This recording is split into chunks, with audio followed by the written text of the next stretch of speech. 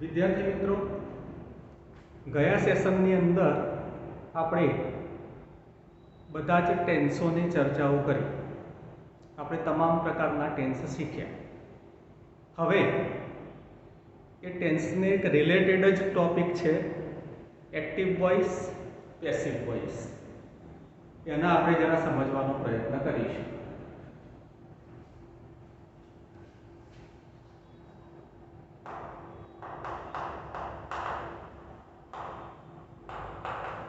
Active voice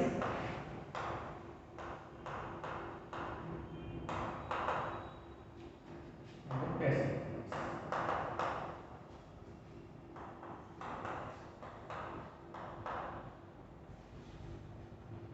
હવે active એટલે શું? તો એક્ટિવ વોઇસ એટલે કર્તરી અને પેસિવ એટલે કર્મણી.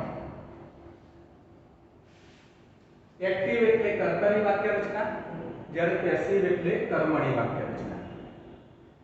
હવે કર્તરી એટલે શું? કર્તરી એટલે શું? તો જે વાક્યની અંદર કર્તાનું મહત્વ હોય. શું હોય? જે વાક્ય રચનાની અંદર કર્તાનું મહત્વ હોય એને કર્તરી વાક્ય રચના કહેવાય. જ્યારે પેસિવ એટલે શું? તો જે વાક્ય રચનાની અંદર કર્મનું મહત્વ હોય. કોનું મહત્વ હોય? કર્મનું મહત્વ હોય એને પેસિવ કહેવાય. બીજી રીતે જોઈએ તો જરા, એક્ટિવ એટલે સક્રિય, જ્યારે પેસિવ એટલે નિષ્ક્રિય. તો બીજી રીતે આપણે અર્થ લઈએ તો એક્ટિવ ની અંદર કર્તા સક્રિય હોય, જ્યારે પેસિવ ની અંદર કર્તા નિષ્ક્રિય હોય. ઓકે, તો સૌથી પહેલા તો આપણે એક્ટિવ ની જે વાક્ય રચનાની જે પેટર્ન છે એ કેવી છે. તો એક્ટિવ ની વાક્ય રચનાની આપણી પેટર્ન અગાઉ આપણે જોઈ હતી. તો S V O શું હોય? S V O, બરાબર. હવે એની આપણી જે પેસિવ ની પેટર્ન બને છે એ કેવી રીતે બને છે? તો O V S એટલે કે એક્ટિવ ની જે પેટર્ન છે એની ઉલટી પેસિવ ની બને છે, બરાબર. હવે એક્ટિવ માંથી જે પેસિવ ની અંદર જે ફેરવવાના જે રૂલ્સ, જે નિયમો છે એ વાક્ય રચના ઉપર આધારિત જ નિયમો છે, બરાબર. ઇંગ્લિશનું જે ગ્રામર છે ને મિત્રો, એ સમજવાનો વિષય છે, ગોખવાનો વિષય નથી. એટલે આને બરાબર સમજી લો. ગોખવાથી કશું આવડશે નહીં. એને બરાબર સમજશો તો તમને ઝડપથી આવડી જશે, બરાબર. તો સૌથી પહેલા તમે આપણી એક્ટિવની વાક્ય રચનાની આપણે પેટર્ન જોઈએ. તો SVO છે, એની જે પેસિવની જે પેટર્ન બને છે એ OVS બને છે. તો આપણે શું કરવાનું છે ભાઈ? એક્ટિવની જે પેટર્ન છે પેસિવમાં ફેરવવાની છે. તો એની જે પેટર્ન છે એ જ એના નિયમો છે, એના સિવાય બીજા કોઈ નિયમ નથી. એની જે પેટર્ન છે એ જ એના નિયમ, બરાબર. તો સૌથી પહેલી બાબત એ આપણે ધ્યાનમાં લેવાની છે કઈ? કે એક્ટિવ ની અંદર કર્તાનું મહત્વ છે એટલા માટે કર્તા વાક્યની શરૂઆતની અંદર મુકાય છે, જ્યારે પેસિવ ની અંદર કર્મનું મહત્વ છે એટલા માટે કર્મ વાક્યની શરૂઆતની અંદર મૂકવામાં આવે છે. હવે જ્યારે આપણે એક્ટિવ માંથી પેસિવમાં ફેરફાર કરીશું ત્યારે આ બાબતના તો પૂરેપૂરી ધ્યાનમાં લેવાની છે. કઈ? તો એક્ટિવ માંથી જ્યારે આપણે પેસિવમાં ફેરફાર કરીએ ત્યારે આપણે વાત ધ્યાનમાં રાખવાની છે કઈ? તો એક્ટિવ ની અંદર કર્મ ન હોય તો એનું પેસિવ બનતું નથી. કેમ? કારણ કે પેસિવ ની અંદર કર્મનું મહત્વ છે અને કર્મ અહીંયા આપેલું નથી, તો પેસિવ ની વાક્ય રચના બની શકે નહીં. તો જે વાક્યમાં કર્મ ન હોય તેનું પેસિવ બનતું નથી. જે વાક્ય રચનાની અંદર કર્મ જ ન હોય એનું ક્યારેય પેસિવ બને નહીં. તો આ બાબત આપણે પૂરેપૂરી ધ્યાનમાં રાખવાની. હવે એક્ટિવ માંથી જે પેસિવ ની અંદર જે ફેરવવાના જે નિયમ છે એ કયા છે? આપણે એ ધ્યાનમાં લઈએ જરા. એબી મતલબ એક્ટિવ વોઇસ શોર્ટ ફોર્મ લખ્યું છે. તો એબી માંથી પીવી માં, પીવી એટલે કે પેસિવ વોઇસ માં ફેરવવાના નિયમ. મેં તમને હાલ જ મિત્રો એક વાત કરી કે ઇંગ્લિશનું જે ગ્રામર છે એ સમજવાનો વિષય છે, ગોખવાનો વિષય નથી. તો નિયમોને બરાબર સમજી લેશો તો તમને ઝડપથી આવડશે, તમે ઝડપથી શીખી શકશો. તો આની જે પેટર્નો છે એ જ એના નિયમ છે. આ બરાબર યાદ રાખશો તો કોઈ જ પ્રોબ્લેમ આવશે નહીં. પછી ગમે તેવી વાક્ય રચના આવે તમે એને ઈઝીલી સમજી શકશો. ઓકે, તો સૌથી પહેલા અહીંયા શું કરવામાં આવ્યું છે જોઈ લો જરા. તો એક્ટિવ ની અંદર જે કર્મ હતું એ ક્યાં લાવી દીધું આપણે? કર્તાને સ્થાને. તો પહેલો નિયમ આપણો કયો બને છે? કર્મને કર્તાને સ્થાને મૂકો. આ આપણો પહેલો નિયમ. શું કરવાનું છે? તો કર્મ જે છે એક્ટિવ ની અંદર એને પેસિવ કરતી વખતે કર્તાને સ્થાને મૂકવાનું છે. ઓકે, બીજો નિયમ. બીજા નિયમની અંદર જોઈ લો જરા. એક્ટિવ ની અંદર ક્રિયાપદ બીજા નંબરે હતું, પેસિવ ની અંદર પણ બીજા નંબરે જ છે. એનું સ્થાન બદલાતું નથી. પણ કયો ફેરફાર કરવો પડે?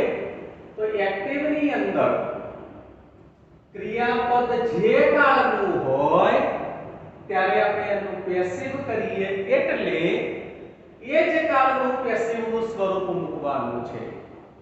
આપણે એક્ટિવ ના ક્રિયાપદના સ્વરૂપો ટેન્સ ની અંદર ભણ્યા હતા, આપણે એ શીખી લીધા. તો હવે આપણે પેસિવ ના ક્રિયાપદો પણ ધ્યાનમાં લેવાના છે. ઓકે, તો ક્રિયાપદનું કાળને અનુરૂપ પેસિવ વોઇસ નું સ્વરૂપ મૂકી તરત જ બાય મૂકો. ધ્યાન આપજો મિત્રો જરા.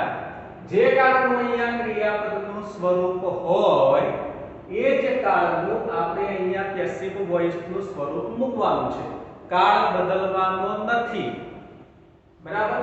અને પછી તરત જ આપણે અહીંયા શું કરવાનું છે? બાય મૂકી દેવાનું છે. ઓકે, હવે ત્રીજો અને છેલ્લો નિયમ ધ્યાન આપજો જરા. તો કર્તાને ક્યાં લાવી દીધો ભાઈ? કર્મના સ્થાને. તો કર્તાને કર્મને સ્થાને મૂકો. કર્તાને ક્યાં મૂકી દીધો છે આપણે? કર્મને સ્થાને. ઓકે, આ ત્રણ નિયમો છે. એક્ટિવ પેસિવ એકદમ સરળ જ છે, તમને ઝડપથી આવડી જાય એવું જ છે. બરાબર? તો આપણે માત્ર ત્રણ શબ્દોને ફોકસ કરવાના છે. વાક્ય રચના ચાહે ગમે તેટલી લાંબી હોય એનાથી આપણો કોઈ જ મતલબ નથી. એ વાક્ય રચનાની અંદરથી આપણે કર્તા, ક્રિયાપદ, કર્મને ઓળખી લેવાનું છે અને એ ત્રણની અંદર જ ફેરફાર કરવાનો છે. ફરી એકવાર પહેલો નિયમ આપણો કર્મને કર્તાને સ્થાને મૂકો, ક્રિયાપદનું કાળને અનુરૂપ પેસિવનું સ્વરૂપ મૂકીને તરત જ બાય મૂકો અને કર્તાને કર્મને સ્થાને મૂકો. ઓકે, એના સિવાય કદાચ આગળ વધારાના કોઈ પણ શબ્દો આપ્યા હોય તો વાક્ય રચનાનું પેસિવ કરીએ ત્યારે એ શબ્દોને આગળ એમના વધારાના જ રાખવાના છે. કદાચ પાછળ વધારાના શબ્દો આપ્યા હોય તો પેસિવ કરીએ ત્યારે પાછળ એમના વધારાના શબ્દો રાખવાના છે. એ શબ્દોનો આપણે કોઈ જ ફેરફાર કરવાનો નથી. ઓકે, તો હવે મૂળ વાત આપણે આવી ગઈ આપણી કે ક્રિયાપદના એક્ટિવ અને પેસિવના સ્વરૂપો કયા, આપણે એ બરાબર યાદ રાખવાના છે. ઓકે, તો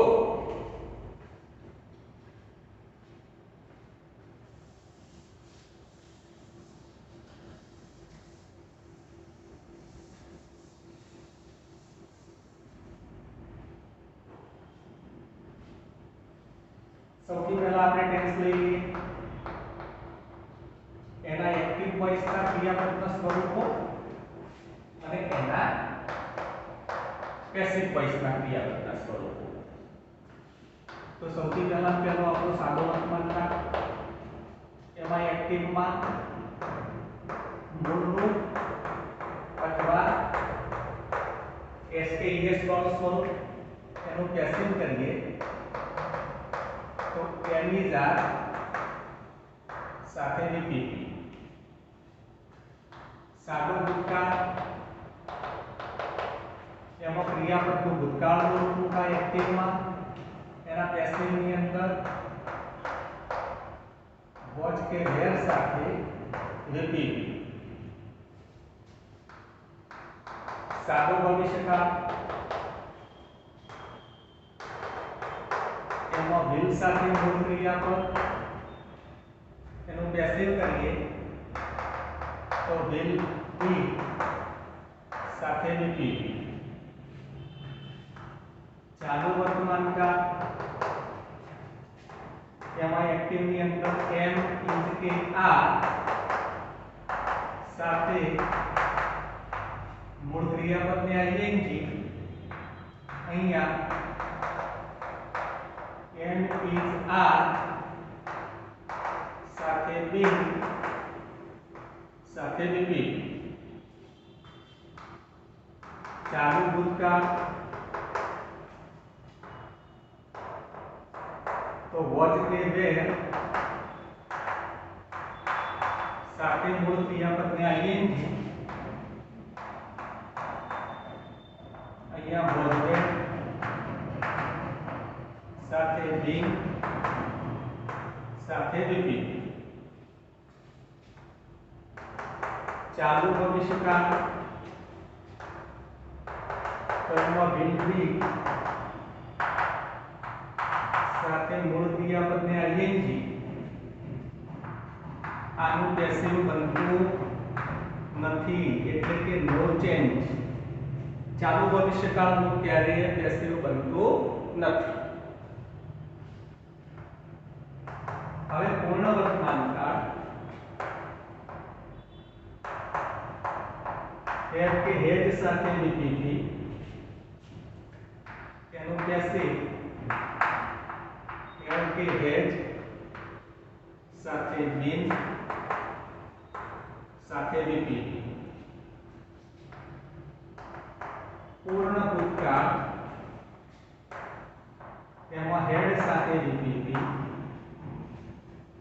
એનું પેસિવનું સ્વરૂપ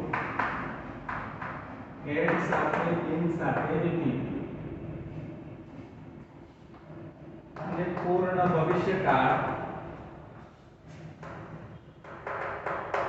એમાં વિલ હેવ સાથે વીપીપી, તો એનું પેસિવ વિલ હેવ સાથે બીન સાથે વીપીપી. ઓકે. ચાલુ પૂર્ણ કોઈ પણ કાળનું પેસિવ બનતું નથી. હવે આપણે આ નવ ટેન્સ લખ્યા છે, એમાં ચાલુ ભવિષ્યકાળનું એક્ટિવનું સ્વરૂપ છે પણ એનું પેસિવ બનતું નથી. હવે જો આ બધા જ ટેન્સનું પેસિવ બનતું હોય તો ચાલુ ભવિષ્યકાળનું પેસિવ કેમ બનતું નથી એ જરા વિડિયો જોઈ સમજી વિચારી કોમેન્ટમાં એનો મિત્રો જવાબ આપજો. ઓકે. કે ભાઈ એનું એકલાનું જ પેસિવ કેમ નહીં, બધાનું બને છે તો એનું એકલાનું જ પેસિવ કેમ બનતું નથી. ઓકે. હવે આ જે બધા ક્રિયાપદો છે એના જે સ્વરૂપો છે ટેન્સના, એના એક્ટિવના અને પેસિવના સ્વરૂપોને યાદ રાખવા માટેની એક બીજી શોર્ટ રીત છે, એક ટૂંકી સિસ્ટમ છે. આગળ આપણે ભણેલા છીએ તો એના આધારે આપણે એક ટૂંકી સિસ્ટમ તૈયાર કરી શકીએ એમસીએ. કઈ રીતે? તો જુઓ જરા. આ ત્રણ જે સાદા કાળ છે એને અલગ રીતે યાદ રાખો. ઓકે. હવે આ ત્રણ જે ચાલુ કાળ છે એમાં ઓબ્ઝર્વેશન કરો, એક નિરીક્ષણ કરો. કયું કે આ બધામાં કોમન શું છે? તો એ કોમન તમને શું જોવા મળે છે? મૂળ ક્રિયાપદના ing. એનો મતલબ એવો થાય કે દરેક ચાલુ કાળની અંદર મૂળ ક્રિયાપદનું ing વાળું સ્વરૂપ મુકાય છે અને ing વાળું સ્વરૂપ હોય એટલે એ ચાલુ કાળ જ હોય. ઓકે મિત્રો, આ તો વાત આપણા મગજમાં ફિટ બેસી ગઈ. હવે બીજી એક બાબત, આ એની જાત વોઝવેર અને વિલ એ શું છે? તો મૂળ ક્રિયાપદના સ્વરૂપની આગળ જે મુકાયેલું છે એ બધા શું છે? હેલ્પિંગ વર્બ છે. શું છે? HB છે. તો આ કયા HB ના સ્વરૂપો છે? કયા HB ના સ્વરૂપ છે મિત્રો? તો ટુ બી ના. કોના છે ત્યાં? ટુ બી ના. તો આપણે દરેક ચાલુ કાળ માટે એક સૂત્ર એવું તૈયાર કરી શકીએ. કયું? તો આ એમિઝાર, વોઝવેર, વિલ બી એ બધા ટુ બી ના સ્વરૂપો છે. તો ટુ બી સાથે કોમન શું છે? તો મૂળ ક્રિયાપદને ing. ઓકે, તો તમે આ એક ફોર્મ્યુલા યાદ રાખો તો શું થઈ જશે? તમને ત્રણે ત્રણ ચાલુ કાળની એક્ટિવનું સ્વરૂપ યાદ રહી જશે. ઓકે, એ જ રીતે ત્રણે ત્રણ પૂર્ણકાળની વાત કરીએ તો એમાં કોમન શું છે? વર્બ પાસ્ટ પાર્ટિસિપલ, ક્રિયાપદનો ભૂતકૃદંત. આગળ જે હેલ્પિંગ વર્બ છે કયા છે? તો આ કોના છે ભાઈ? ટુ હેવ ના. બરાબર, તો દરેક પૂર્ણકાળ, તો દરેક પૂર્ણકાળની અંદર ટુ હેવ સાથે વીપીપી આ એક ફોર્મ્યુલા તૈયાર થઈ ગઈ. ઓકે, હવે અહીંયા પેસિવમાં આપણે નજર કરીએ તો પેસિવની અંદર તમે જોશો તો ત્રણે ત્રણ સાદા કાળની અંદર કોમન શું છે? Verb past participle. તો આ હેલ્પિંગ વર્બો કોના છે? આપણે આગળ જોયા તો ભાઈ ટુ બી ના.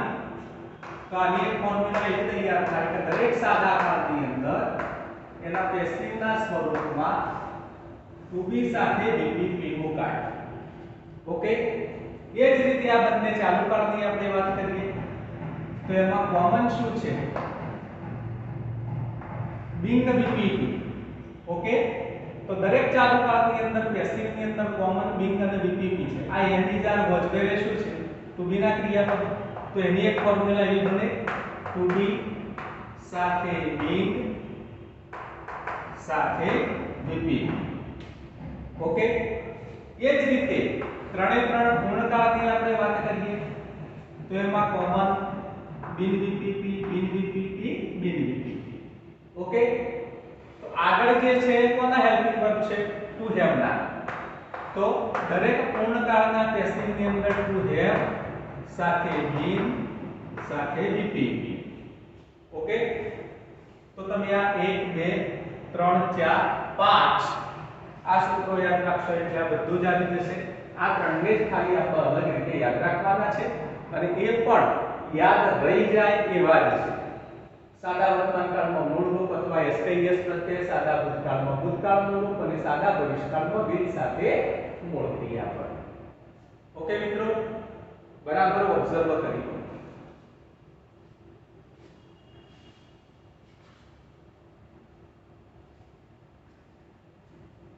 તો આપણે શું કરવાનું છે કે આ ક્રિયાપદના સ્વરૂપોને બરાબર સમજીને યાદ રાખવાના છે, ગોખવાના નથી.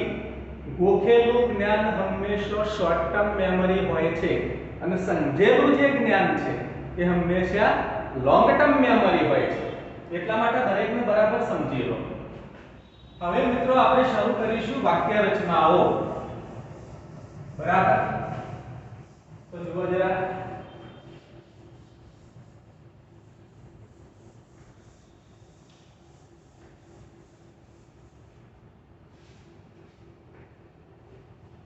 સૌથી પહેલા લઈશું આપણે હકાર વાક્ય રચનાઓ. ઓકે, તો જુઓ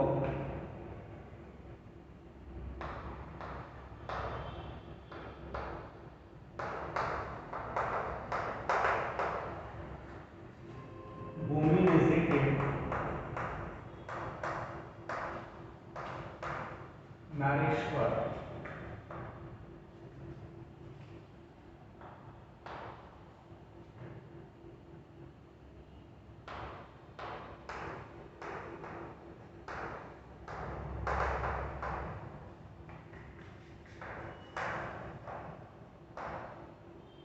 have written a poem.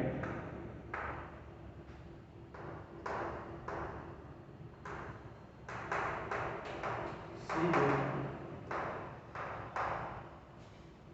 Give your pen.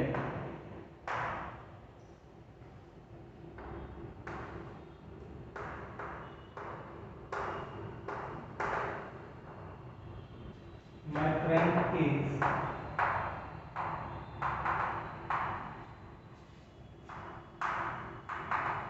drawing a picture for me.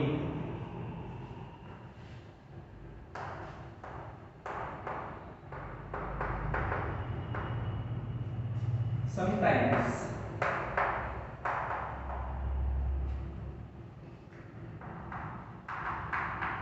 I play cricket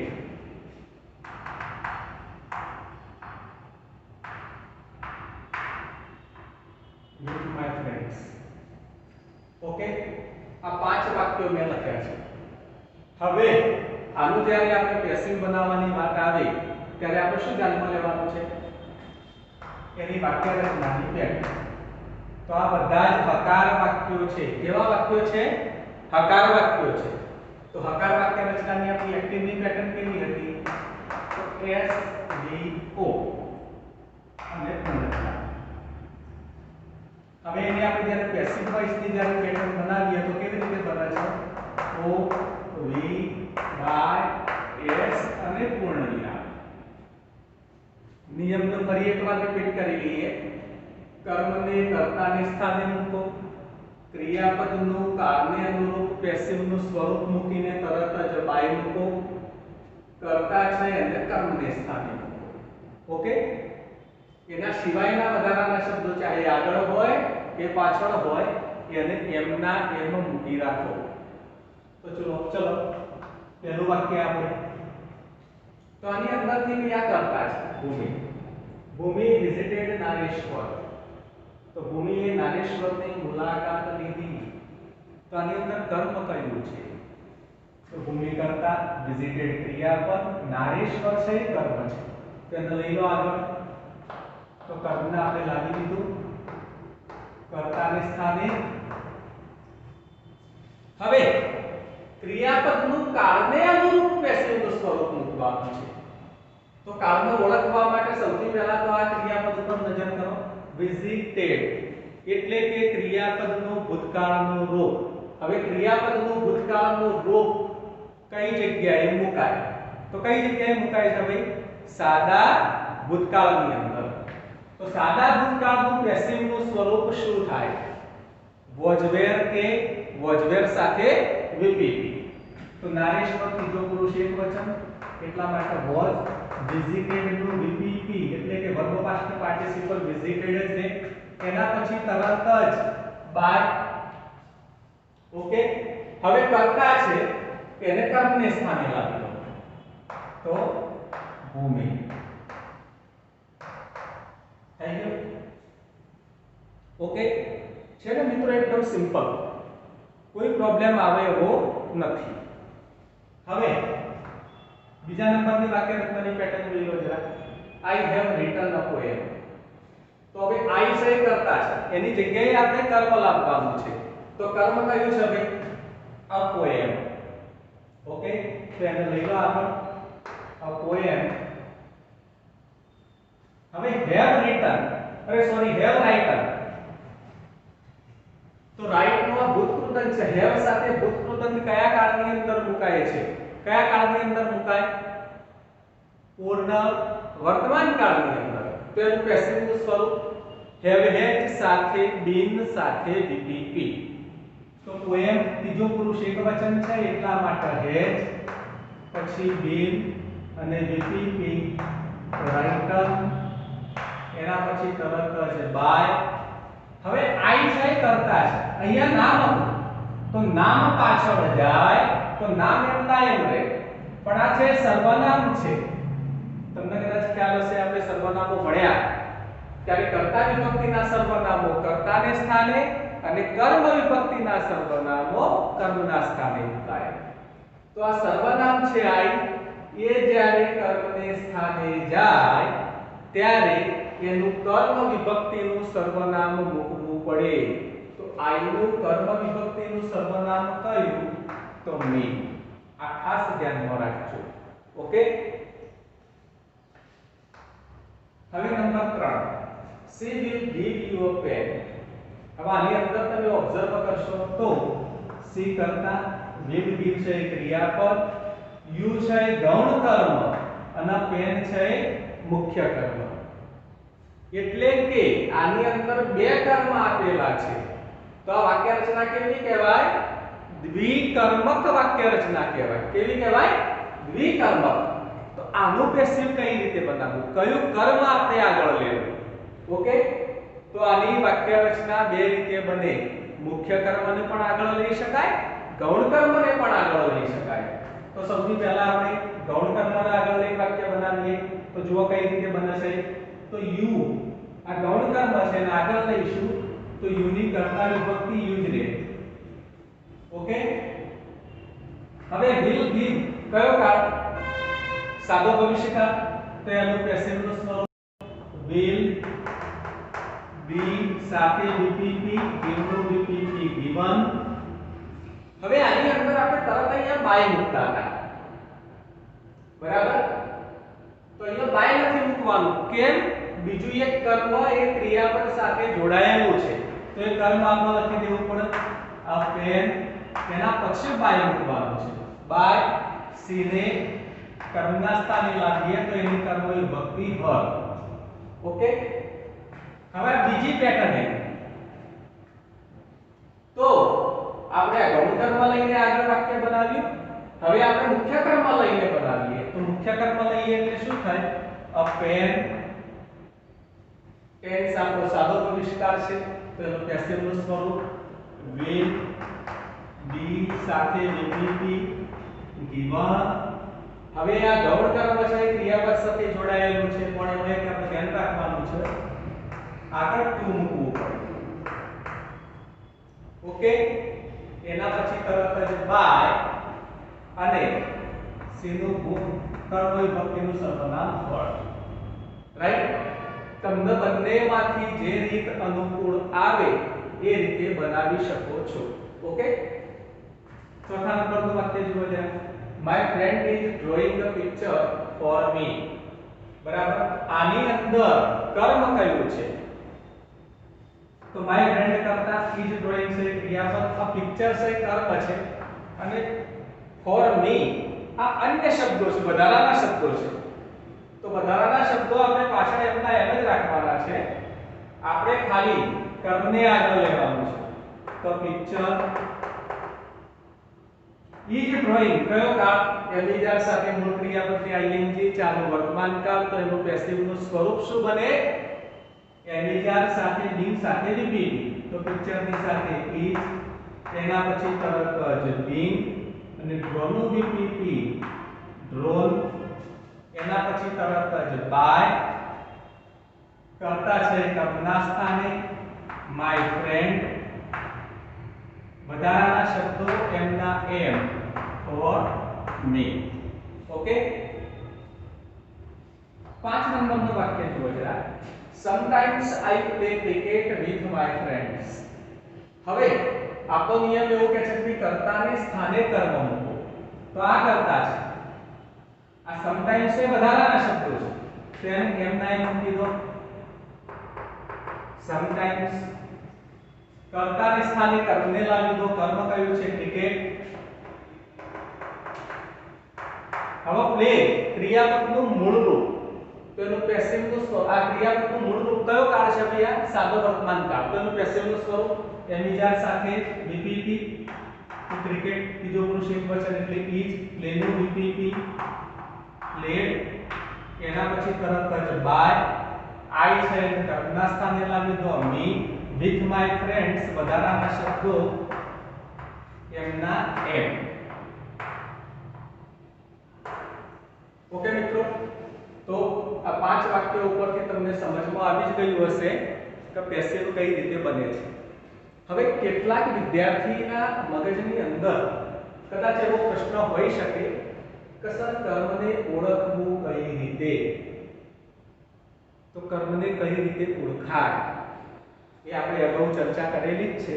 કોઈ પણ ક્રિયાપદને ફરી એકવાર રિપીટ કરી લઉં, કોઈ પણ ક્રિયાપદને તમે વટથી પ્રશ્ન પૂછો એટલે તમને મુખ્ય કર્મ જાણવા મળે, અને કોઈ પણ ક્રિયાપદને તમે હુમથી પ્રશ્ન પૂછો એટલે તમને ગૌણ કર્મ જાણવા મળે. તો વાક્ય રચનાની અંદર જે ક્રિયાપદ આપેલું હોય એને તમારે વટથી પ્રશ્ન પૂછશો તો મુખ્ય કર્મ જાણવા મળશે, હુમથી પ્રશ્ન પૂછશો તો તમને ગૌણ કર્મ જાણવા મળશે. બીજી એક સિસ્ટમ કે મુખ્ય કર્મ તરીકે હંમેશા નિર્જીવ નામ જ હોય. હવે નિર્જીવ નામની અંદર કેટલા નામ? તો પશુ પક્ષી, પ્રવાહીઓ, વનસ્પતિ, વૃક્ષો, વેલાઓ, બરાબર, આ બધા જ નિર્જીવ નામની અંદર આવે. જ્યારે ગૌણ કર્મ તરીકે હંમેશા સજીવ નામ હોય. હવે સજીવ નામ તરીકે શું આવે? સજીવ નામ તરીકે પુરુષ અને સ્ત્રી, શું? પુરુષ અને સ્ત્રી, અથવા તો શું આવે અહીંયા? કર્મ વિભક્તિના સર્વનામ આવે. તો કર્મ વિભક્તિના સર્વનામો કયા હતા? તો આપણે અગાઉ એની ચર્ચા કરેલી જ છે. કર્મ વિભક્તિના સર્વનામો મી, અસ, યુ, હિમ, હર, ઇટ અને ધેમ. આ કર્મ વિભક્તિના સર્વનામો છે. બરાબર, સર્વનામનો ચાર્ટ તમને યાદ હશે, તેની અંદર તમે જોશો તો કર્મના સ્થાને આ કર્મ વિભક્તિના સર્વનામ હોય. ઓકે, તો આ બધા આઈડિયાઓ તમે ઊભા કરી લો, મગજની અંદર આ બધી વાત તમે ફિટ કરી લો, તો આ બધું બનાવવાની અંદર તમને કોઈ જ પ્રોબ્લેમ થાય નહીં. ઓકે મિત્રો.